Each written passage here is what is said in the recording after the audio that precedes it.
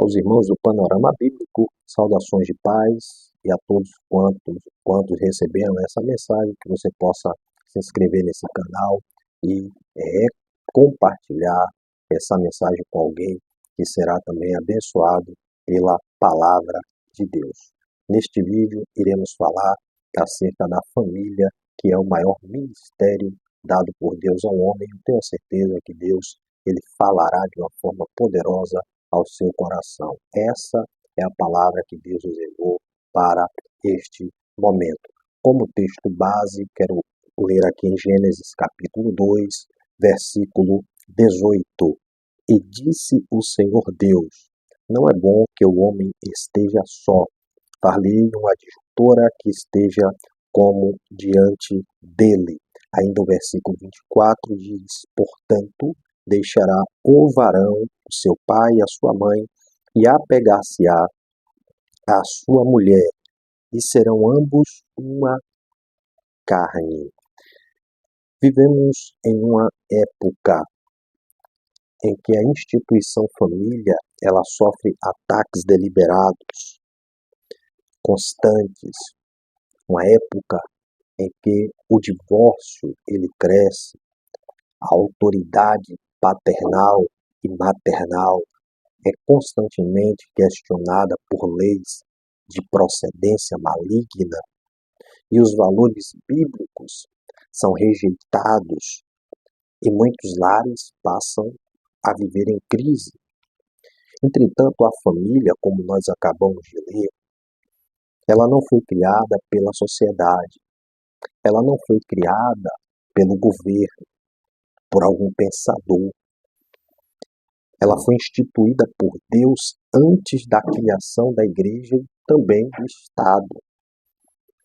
Por isso, somente seguindo os princípios bíblicos, as escrituras sagradas, a família ela encontra o verdadeiro propósito.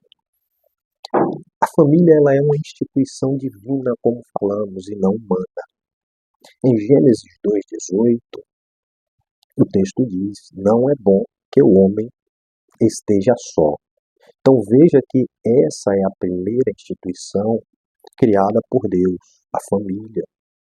Antes da queda não havia pecado, não havia governo, não havia Israel, não havia igreja, mas já existia a família. Então isso demonstra a sua importância. A família é o fundamento, é o alicerce, é a base de uma sociedade solidificada. O casamento é uma aliança e não apenas um papel assinado, um contrato assinado. Em Mateus 19, versículo 6, a Bíblia diz: o que Deus ajuntou, não separe o homem.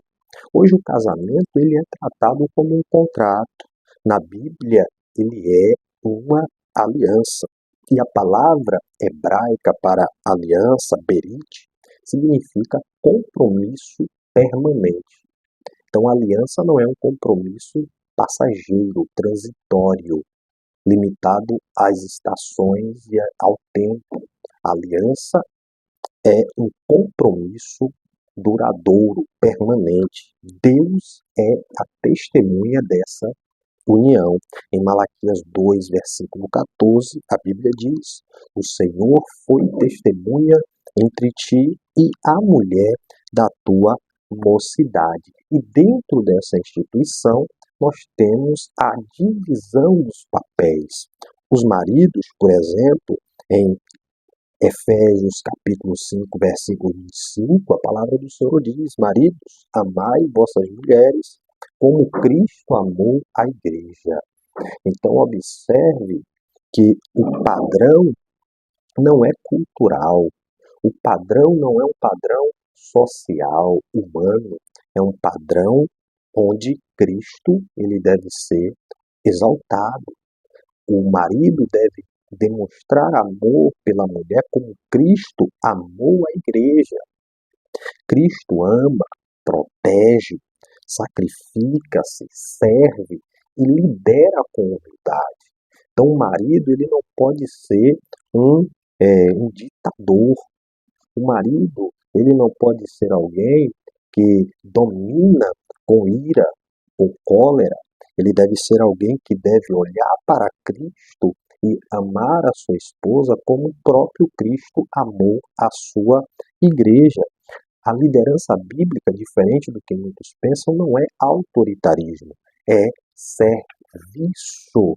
Então, nós temos o primeiro papel, que é o papel da esposa, do marido, mas a gente tem também o papel da esposa. Em Efésios 5, 22 a seguir, diz que a submissão bíblica da esposa dentro do casamento, ela não significa inferioridade. Jesus se submeteu ao Pai em 1 Coríntios 15, 28, diz isso, mas nunca foi inferior. A esposa auxilia, apoia e caminha ao lado do marido. Ela não caminha na frente, porque não foi designada para isso. Ela não caminha atrás, mas ela caminha ao lado do marido. Ela é chamada em Gênesis de auxiliadora idônea, adjutora, ajudadora. A expressão usada também para Deus quando ajuda o seu povo.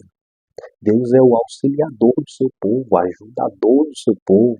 Portanto, trata-se de uma posição de dignidade para as mulheres, para as esposas, e não de inferioridade, como a sociedade, o sistema tenta colocar na mente dos jovens, das crianças e das famílias nos dias de hoje. Agora nós temos também o papel dos filhos. Em Efésios 6, primeiro a seguir, a palavra diz: honra teu pai e a tua mãe. E esse aqui é o primeiro mandamento com promessa. A obediência aos pais demonstra temor a Deus. Filhos que aprendem respeito em casa normalmente respeitam autoridades na sociedade. Se ele aprende em casa a respeitar, se ele aprende em casa a agir com humildade, com integridade, isso vai ser um reflexo também na sociedade. Então, uma família melhor, uma família estruturada, uma família respeitosa refletirá também numa sociedade um pouco melhor para se viver. Agora nós temos o papel dos pais. Em Efésios 6, versículo 4, diz: criai-o na disciplina e admoestação do Senhor. O que é isso? É ensinar a criança acerca da palavra de Deus. É mostrar a verdade à luz da palavra para os filhos. Os pais não devem apenas nutrir a ideia de que o seu papel é alimentar e vestir. Eles devem formar discípulos. É por isso que a introdução desse vídeo, se você observar, a frase, o tema principal é a família como o primeiro, como o maior ministério do homem. Então, os primeiros discípulos do homem devem ser dentro da sua casa. Em Deuteronômio, ainda tratando do papel dos pais, capítulo 6, os pais deveriam ensinar a palavra, sentado em casa, andando pelo caminho, ao deitar, ao levantar. A educação espiritual, ela começa dentro do ambiente familiar. A família, como disse, é o primeiro ministério do homem. Antes de liderar pessoas, é preciso liderar a sua própria casa. Em 1 Timóteo, capítulo 3, versículo 4 e 5, o texto nos mostra que quem não governa bem a sua casa não está preparado para cuidar da igreja. E quantos obreiros, pregadores, pastores, quantas irmãs que se dizem ser de oração, que se dizem ser do mistério, abandonam os seus afazeres em casa, abandonam as suas atividades em casa, e muitas dessas que têm maridos que ainda não se converteram e que saem para trabalhar, e essas mulheres saem de casa com a ideia de que vai adorar o Senhor, vai servir a Deus, mas a pia está cheia de prato para lavar. A comida não está pronta, o café não está pronto, isso vai dar problema. Muitos homens obreiros, pregadores, que pregam nas igrejas e fogo cai, domina a oratória, domina a hermenêutica, conhece as escrituras, mas não cuida bem do seu lar, é um péssimo marido, é um péssimo pai. Então algo está errado. O sucesso ministerial nunca pode substituir o fracasso familiar. Muitos são bons na igreja, mas em casa deixam a desejar.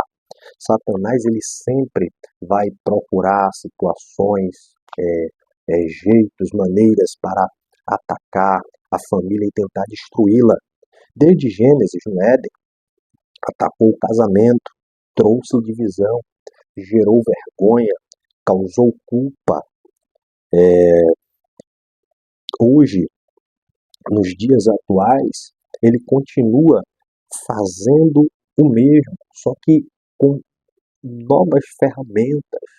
Hoje, da mesma maneira como foi no Éden, Satanás ele continua causando problemas no ambiente familiar, através dos adultérios, dos vícios, da inversão de valores, da falta de diálogo, da violência dentro de casa e do abandono espiritual. Uma família que não tem Deus no centro, ela se torna uma família frágil. No Salmo 127, verso 1, a Bíblia diz: se o Senhor não edificar a casa, em vão trabalham os que a edificam. Dinheiro não sustenta casamento, beleza não sustenta casamento, romantismo não sustenta casamento. O que sustenta casamento, o que sustenta a família é Deus. É Deus. E é importante a gente falar, ainda que de forma resumida, o tempo já está se encerrando, de que precisamos nutrir um ambiente de culto dentro do nosso lar, dentro da nossa família. O culto doméstico ele fortalece a família, fortalece o vínculo familiar. Em Atos 2, mostra que os cristãos perseveravam também nas casas. Uma família forte ora junto, lê Bíblia, perdoa, canta louvores, conversa e, acima de tudo, adora a Deus. Não existe um lar perfeito, não existe perfeição dentro de um lar, mas existe um lar que depende exclusivamente de Deus. E toda a família, ela deve refletir o Evangelho de Cristo, não em palavras, mas em ações, em atitudes que glorificam e exaltam a Deus. Efésios 5 revela que o casamento, ele representa Cristo e a sua igreja. Quando o marido e a esposa vivem segundo a palavra, o mundo vê uma pequena demonstração do que é o Evangelho. A família cristã é um testemunho vivo disso. Alguns exemplos bíblicos de famílias que honraram a Deus: Noé, Gênesis 7, Josué, no capítulo 24, quando ele diz aquele versículo, aquela frase emblemática: eu e minha casa serviremos ao Senhor. Em Atos 18, Priscila e Áquila. Em Timóteo, capítulo 2, versículo 2 Timóteo, capítulo 1, versículo 5, Timóteo, ele é influenciado por sua mãe, por sua avó Loide, se não me foge a memória. Agora, nós temos algumas famílias que fracassaram, a família de Eli, porque deixaram de olhar para Deus, de servir a Deus. Davi com o seu filho Absalão, da mesma maneira. Isaac e Rebeca, por ter favoritismo entre os filhos, amar mais algo em detrimento do outro. Esses exemplos citados por último mostram que escolhas espirituais podem moldar o futuro da família. Então ensine no exemplo. seja fiel no casamento e demonstre amor e respeito. A família é um presente de Deus e um campo de discipulado. O maior campo de discipulado não é no templo, não é na igreja. O maior campo, o maior espaço de discipulado é dentro da sua casa, no meio da sua família. Em um mundo que tenta redefinir valores, a Bíblia continua sendo o padrão seguro para maridos, esposas, pais e filhos. Quando Cristo ocupa o centro da família, do lar, a restauração, a unidade, a esperança. Em Josué 24:15, como já citamos, eu e a minha casa serviremos ao Senhor, serviremos a Deus. Profetize isso na tua casa, profetize isso na sua família. Diga em voz alta que você e a sua casa servirão a esse Deus. A força de uma nação, ela começa dentro de casa. Quando a família se rende a Cristo, a sociedade como um todo ela é transformada. Quando a família se volta para Cristo, toda a sociedade ela é refletida através desse gesto, através desta ação.